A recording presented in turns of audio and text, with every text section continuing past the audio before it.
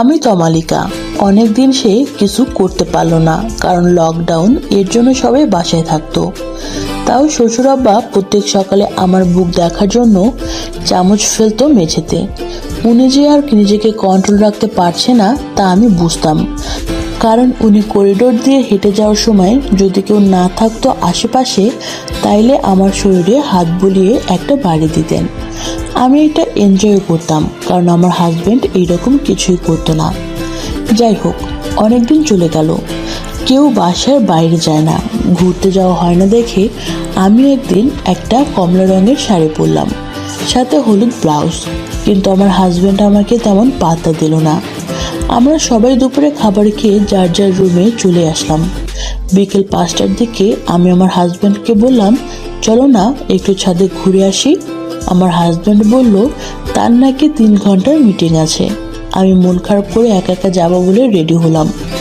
Main দরজা দিয়ে বের হবার সময় শ্বশুর আব্বা বলল, তমালিকা ছাদে যাচ্ছ? আমি বললাম জি আব্বা। উনি বললেন একা? আমি বললাম জি আব্বা, ওর নাকি মিটিং আছে। উনি বললেন একা যাওয়া ঠিক না ছাদে, আমি যাই তোমার সাথে। তখন দেখলাম যে শাশুড়ি আম্মা ঘুমাচ্ছে। উনি আজকে একটা কলার আলা ছাই রঙের শার্ট পরেছে আর চেক চেক লুঙ্গি। আমি আর উনি ওঠা শুরু করলাম সিঁড়ি দিয়ে, উনি আমার পিছে। আমরা থাকি 10 তলায়, কিন্তু ছাদ হলো 14 তলায়। আশেপাশে তেমন কোনো বিল্ডিং নেই। আমরা যে 13 তলায় আসলাম, উনি আমাকে পিছন থেকে খামচে ধরলো। আমি লাফ দিয়ে উঠে পিছনে তাকালাম। উনি বলল পিছলে গেছিলাম, তারপর আবার ছেড়ে দিল। এইবার ছাদের দরজা খুলে ছাদে উঠলাম। ছাদের একদিকে ফুলের গাছ লাগানো, কাপড় মেলা, অন্যদিকে একটা ছোট্ট ঘর। ওইখানে ছাদের টুকিটাকি জিনিস রাখা হয়। এই দরজার চাবি আমাদের কাছেই থাকে, কারো লাগলে আমাদের কাছ থেকে নিয়ে যায়। আমরা ছাদে উঠে হাঁটাহাঁটি করলাম 5-7 মিনিট। তারপর আব্বা বলল, তমালিকা চলো তো ওই রুমে কি কি আছে দেখি, অনেকদিন দেখা হয় না, বলে আমাকে ওই ছোট রুমের দিকে নিয়ে গেল। রুমটা টিন শেড, আধা পাকা। আমি ভিতরে ঢুকে দেখি একদিকে সিমেন্টের কিছু বস্তা রাখা, কিছু ভাঙা চেয়ার রাখা, অন্যদিকে একটা তোশক আর একটা বালিশ রাখা। দুইটাই ময়লায় প্রায় কালো হয়ে গেছে। আমার শ্বশুর তোশকের দিকে এগিয়ে গেল, দরজা বন্ধ করে দিয়ে বলল, এইগুলা আবার কে রাখলো, বলে দাঁড়িয়ে গেল।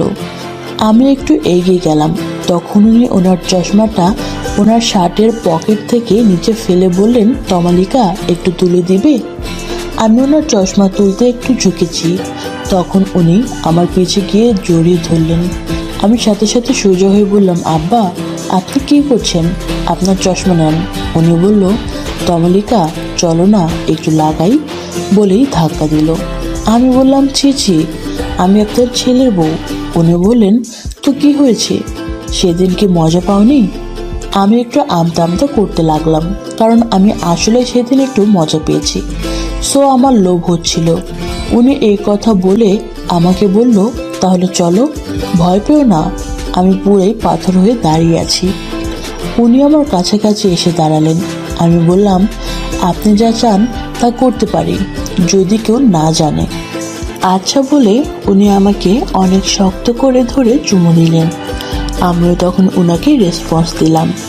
এরপর আমরা দুজনে কাজে মনোযোগ দিলাম। প্রায় 20 মিনিট পর আমাদের কাজ শেষ হলো। দুজন একেবারে ঘেমে গেছি।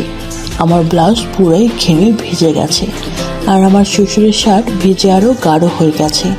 আমি মনে মনে ভাবলাম যে শ্বশুর আব্বা বুড়ো হলেও ভালোই করে। আমরা দুজন তাড়াতাড়ি ঠিকঠাক হয়ে ছাদ থেকে নেমে আসলাম। নেমে দেখি আমার বর তখনও মিটিং করছে, আর শাশুড়ি আম্মা মাত্র উঠলেন। আমি তাড়াতাড়ি বাথরুমে চলে গেলাম গোসল করতে। তারপর অনেক দিন কিছু ঘটলো না, কারণ সবাই বাসায়। আমার জামাইও দেখলাম আমাকে আদর করার দিকে মন নেই, তাই আমি শ্বশুরের দিকেই ঝুঁকলাম। আমি এখন থেকে স্লিভলেস ফিট জামা পরি, আর জর্জেটের পাতলা ওড়না পরি, লেগিংস পরি। এখন আমার আর শ্বশুর আব্বার নতুন একটা খেলা চলছে, সেটা হলো লুকোচুরি খেলা, মানে অন্যদের থেকে লুকানো। আমিও খুব এনজয় করি এইসব।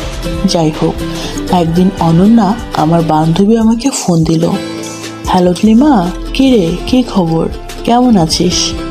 আমি বললাম, এই তো ভালো আছি, তুই কেমন আছিস? তুই এখন কোথায়? জামাই কেমন আছে? বলে রাখি, অনন্যার জামাই বিদেশে থাকে, কিন্তু ও এখনো দেশে থাকে। প্রতি 6 মাস পর পর ওর জামাই আসে। কোনো বাচ্চা নেই ওদের। এই তো জামাই বিদেশে, আমি এখন শ্বশুরবাড়ি থাকি। আরও অনেক কথা হলো। পরে আমি জিজ্ঞাসা করলাম, আচ্ছা তোর কি কোনো সমস্যা হয় না? ও বলল, মানে তুই কি বলতে চাচ্ছিস? যে আমি স্বামী ছাড়া কি করে থাকি? আমি একটু আমতা আমতা করে বললাম, হ্যাঁ। শোন, তুই কাউকে বলবি না তো? অনন্যা বলল। আমি বললাম, আরে না, বল তুই। অনন্যা বলল, আমার শ্বশুরের সাথে করি, অনেক ভালো কাজ করে। আমি বললাম, কি বলিস? কিন্তু তোর শাশুড়ির সামনে কিভাবে করিস? অনন্যা বলল, আরে ধুর, শাশুড়ির সামনে না তো। 2-1 সপ্তাহ পরপর বলি যে গ্রামের বাড়িতে কাজ আছে বলে শ্বশুর আর আমি গ্রামের বাড়ি গিয়ে 1 সপ্তাহ মনের মতো করে আদর সহ করি, তারপর আবার ফেরত আসি। আরে বাহ! অনন্যা বলল, কেন রে, তোর শ্বশুর কি এরকম কিছু করে নাকি? আমি অনন্যাকে সব বললাম যে আমার শ্বশুরের সাথে কি কি করি। ও বলল, বা ভালোই তো, তাইলে আদর খাইতেছোস। আমি বললাম, আরে না, কি যে বলিস, আবু তো ঠিক মতো শখ করতেই পারে না, বাসায় শাশুড়ি আর জামাই সারাদিন থাকে। অনন্যা বলল, এই একটা সমস্যা, আমরা বাড়িতে আসলে এই সমস্যা হয়। এক কাজ করলে কেমন হয়, তুই তোর শ্বশুরকে নিয়ে আমাদের সাথে গ্রামের বাড়িতে আয়, তোদের একটা রুম দিয়ে দিব। এক রুমে আমার শ্বশুর আর আমি, আর আরেক রুমে তোর শ্বশুর আর তুই। এই কাজ করা যায়, কিন্তু তোদের সমস্যা হবে না তো? অনন্যা বলল, আরে না, একটা তারিখ ঠিক কর, আমরা একসাথে যাব, অনেক মজা হবে। সব আকর্ষণীয় ড্রেসগুলো নিবি, ওনাদের পুরো মাথা নষ্ট করে দেব, ঠিক আছে? আমি বললাম, আচ্ছা ঠিক আছে রে, আমি তাইলে আমার শ্বশুরকে বলি। ওকে, পরে কথা হবে আবার। অনন্যা বলল, আচ্ছা তাহলে আমাকে তারিখ জানাস, বলে অনন্যা ফোন রাখলো। এই জিনিসটা ভালোই হয়, গ্রামে গিয়ে শান্তিতে কাজ করতে পারবো। এই কথা ভাবতে ভাবতে রুম থেকে বের হয়ে দেখি শাশুড়ি আম্মা গোসলে গেল আর জামাই ল্যাপটপ নিয়ে বসলো, মানে অফিসের কাজ করবে। আমি লিভিং রুমে গিয়ে দেখি শ্বশুর মশাই টিভি দেখছে। আম্মার আসতে প্রায় 30 মিনিট লাগবে, তাই কথাটা এখনই আব্বাকে বলতে হবে। আমি একটা বড় গলার জামা পরা, আমি ওড়নাটা গলার সাথে চিকন করে নিয়ে আব্বাকে বললাম, আব্বা। উনি চমকে উঠে বলল, তসলিমা, তোমার শাশুড়ি কি করে? আম্মা তো গোসলে গেলেন। এই কথা শুনে উনি আমার হাত ধরে আমাকে ওনার কোলে বসালেন। আমি বললাম, আব্বা এটা কি করলেন? বাসায় এখন সবই আছে। উনি বলল, আর থাকুক, প্যার কিয়া তো ডান্না কিয়া। ওনার এই কথা শুনে আমি পুরাই অবাক। উনি বলল, আমার স্ত্রী এখন তুমি, তোমাকে তো কোলে বসাতেই হবে, বলে হাসলেন। আমি দাঁড়িয়ে দেখলাম যে আম্মা এখনো বের হয়নি। আব্বা জিজ্ঞেস করলো, কিছু বলবে তো মালিকা? উনি এখনো হাঁপাচ্ছে। আমি কোনো মতে ঢোক গেলে বললাম, আব্বা, আমার তো এখানে ভালো করে মজা করতে পারি না, তাই বলছিলাম কি গ্রামে গিয়ে করলে কেমন হয়? গ্রামে? আমার গ্রামে তো তেমন কোনো বাড়ি নেই যে তোমাকে নিয়ে যাব। আমার বান্ধবী অনন্যার বাড়ি গ্রামে, ও ওখানে গিয়ে কাজ করে ওর জামাইয়ের সাথে। আমরা গেলে সমস্যা হবে না তো? না আব্বা, ও তো গ্রামে যায় ওর শ্বশুরের সাথে, ওর জামাই তো বিদেশ থাকে। বাহ, তাহলে তো ভালোই, তাহলে চলো সামনের সপ্তাহে যাই।